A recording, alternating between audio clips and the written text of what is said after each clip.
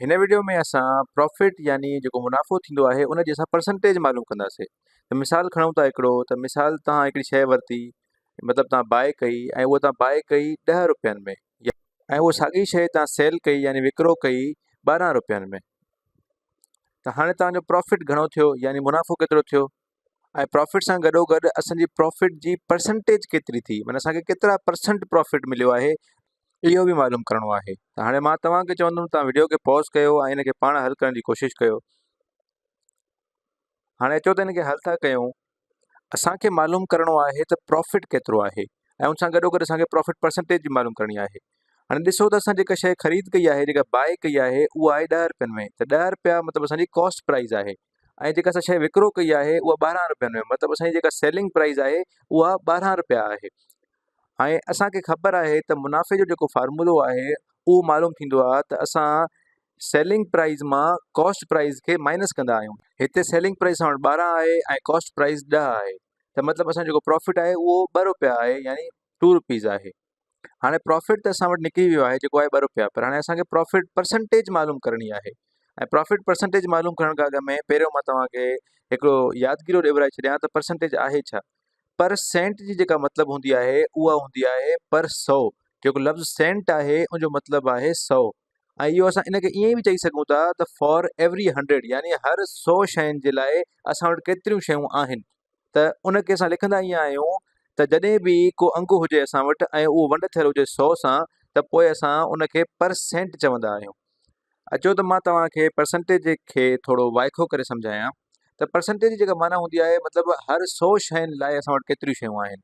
ऐं असां इहे बि चई सघूं था त असां वटि जेको न्यूमरेटर हूंदो आहे कंहिं बि अणपूर जो, न्यूमरेटर जो मतिलबु हूंदो आहे अंश, यानी जेको मथियों अंग हूंदो आहे कंहिं बि हिकिड़े फ्रैक्शन यानी अणपूर में।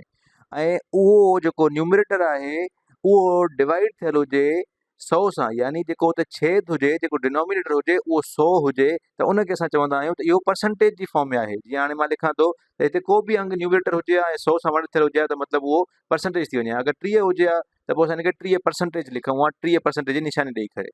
असां हिनखे 30 वंडिया 100 लिखूं या 30% लिखूं, इहा साॻी ॻाल्हि आहे। इहा मतिलबु इन्हनि जो मतिलबु साॻियो ई आहे। मां सिर्फ़ु तव्हांखे यादगिरो ॾेखारियां थो इन जो, ई जेको असां पहिरियां पढ़ी आया आहियूं। ऐं अगरि असां वटि 30 जॻह ते 15 हुजे हा ऐं 15 वंडिया 100 लिखियलु हुजे हा, ऐं त उहो बराबरि थी वञे 15% जे। ऐं 15 वंडिया 100 लिखूं या 15% लिखूं, साॻी ॻाल्हि आहे। या ॿियो अंग खणूं हा को बि, मिसाल 120 आहे त 120 वंडिया 100 बराबरि थींदो 120% जे, ऐं उहो असां परसेंटेज जी निशानी ॾेई करे शो कंदा आहियूं। त ईअं को बि अंग खणूं, अगरि उहो 100 सां वंड थियल आहे त पोइ मतिलबु उहो परसेंटेज जी सूरत में आहे। हाणे अचो त वापसि पंहिंजे सवाल ते अचूं था, जंहिंमें असांखे प्रॉफिट जी परसेंटेज मालूम करणी हुई। हाणे मां हिनखे ईअं लिखां थो त प्रॉफिट पर सेंट यानी पर 100, ऐं अगरि असांजी कॉस्ट प्राइस जेका आहे उहा 100 हुजे त पोइ, यानी अगरि असां 100 रुपए जी शइ ख़रीद कई हुजे हा त पोइ केतिरो प्रॉफिट थिया, ऐं उहो अंग जेको असांजो प्रॉफिट परसेंटेज शो कंदो। असां वटि कॉस्ट प्राइस हुई 10 रुपया ऐं सेलिंग प्राइस हुई 12 रुपया।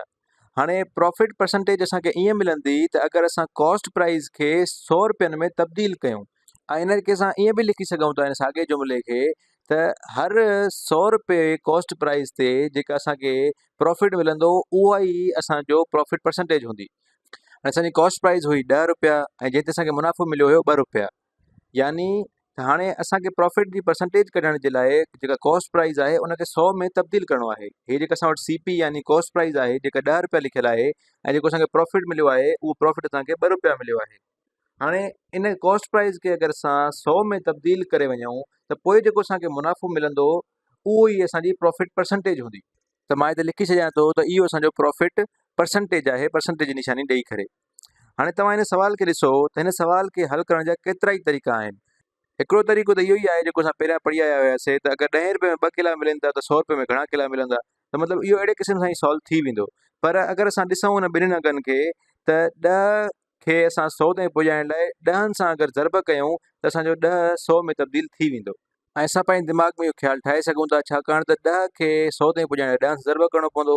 ऐं अगरि ॿिन्हिनि खे मां 10 सां ज़रब कयां त पोइ मूंखे कहिड़ो अंग मिलंदो। त 10 खे 10 सां ज़रब कंदासीं 100 मिलंदो, ऐं ॿिनि खे अगरि असां 10 सां ज़रब कंदासीं त पोइ जेको असांखे अंग मिलंदो उहो हूंदो 20। त मतिलबु असांजी जेका प्रॉफिट परसेंटेज हूंदी उहा हूंदी 20%।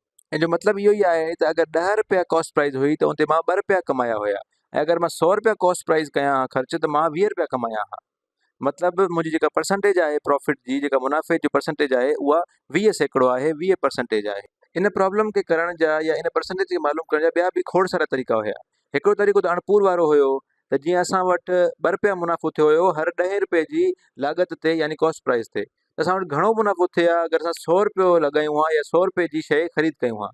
हाणे ॾिसो हे छा हिकिड़ो अणपूर जो सुवाल न आहे, जंहिंमें असांखे अगरि हेठियां अघ मिलियल आहिनि त मथियों अघु मालूम करिणो आहे ऐं अगरि 10 खे असां 10 सां ज़र्ब कयूं त असां वटि 100 अची वेंदो ऐं इक्वेशन बराबरि रखणी आहे त असांखे ॿिनि खे बि 10 सां ज़र्ब करिणो पवंदो त पोइ असांखे जवाबु मिली वेंदो 20 यानी 20/100।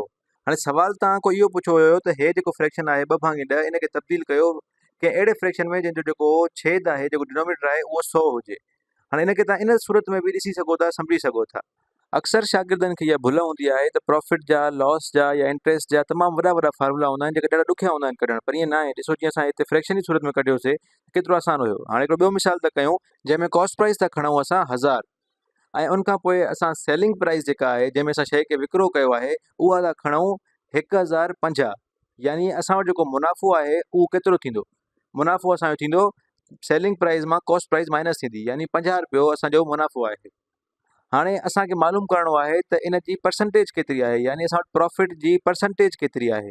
प्रॉफिट परसेंटेज मालूम करण लाइ जेके बि शयूं घुर्बल आहिनि उहे हिते मौजूदु आहिनि ऐं मां तव्हांखे चवंदुमि तव्हां वीडियो खे पॉज़ कयो ऐं हिनखे पाण हल करण जी कोशिशि कयो। अचो त हाणे हिनखे गॾिजी हल करे था ॾिसूं ऐं ॾिसूं था त असांजी जेका प्रॉफिट जी परसेंटेज आहे उहा केतिरी निकिरे थी। हाणे मां अगरि हिनखे पंहिंजे दिमाग़ मां कयां त पहिरियों त मां कंदुमि कॉस्ट प्राइस खे, ऐं कॉस्ट प्राइस असां वटि आहे 1000 ऐं उनखां पोइ असां वटि मुनाफ़ो आहे जेको प्रॉफिट आहे उहो आहे 50। हाणे अगरि कोई असां खां पुछे त प्रॉफिट परसेंटेज केतिरी आहे त परसेंट मां असां सोचींदा आहियूं त उहो शइ 100 सां वंड थींदी, यानी असां केतिरो मुनाफ़ो कमायूं था अगरि जेका असांजी कॉस्ट आहे उहा 100 रुपया हुजे हा। हाणे हिते त असां वटि जेका कॉस्ट आहे उहा 1000 रुपया आहे ऐं उन ते असां जेको मुनाफ़ो कमायो आहे उहो 50 रुपया आहे ऐं अगरि असां वटि 100 रुपयो ख़र्चु हुजे हा त असां केतिरो मुनाफ़ो कमायूं हा। हाणे असांखे 1000 खां 100 ताईं वञिणो आहे त असांखे 10 सां वंड करिणो पवंदो या 1/10 सां मल्टीप्लाए करिणो पवंदो। त साॻे तरीक़े सां असां प्रॉफिट खे बि 10 सां वंड कंदासीं या 1/10 सां मल्टीप्लाए कंदासीं। त अचो हिनखे हल था कयूं त असां 50 खे ज़र्ब था कयूं 1/10 सां त 50 ऐं 10 ते 10 जो खोड़ो लॻे थो त असां वटि सिर्फ़ु 5 बचंदा, यानी असां वटि 5% जेको आहे इहो असांजो प्रॉफिट जो परसेंटेज आहे। ऐं अगरि तव्हां गौर कयो हुजे त इहो जेको सुवालु हुयो इहो अणपूरे जे सुवाल खां बिल्कुलु मुख़्तलिफ़ न हुयो। त हिते असां वटि 50 खां वंडिया 1000 मिलियल हुयो ऐं असांखे ॻोल्हणो हुयो त अगरि इहो 1000 100 हुजे हा त असां वटि मथे घणा हुजनि हा, यानी 50 वंडिया 1000 खे बराबरि करिणो हुयो त कोई बि अंग आहे उनखे वंड थियल आहे 100 सां, यानी इहो जेको 100 सां वंड थियल आहे इहो असांजो प्रॉफिट परसेंटेज आहे। मतिलबु इहो जेको अंग आहे जेको असांखे मालूम न आहे इहो आहे असांजी प्रॉफिट परसेंटेज आहे ऐं उहो असां मालूम कयोसीं ॿिन्हिनि खे 1/10 सां ज़र्ब करे, हेठियों 1000 खे बि ऐं मथों 50 खे बि 1/10 सां ज़र्ब करे।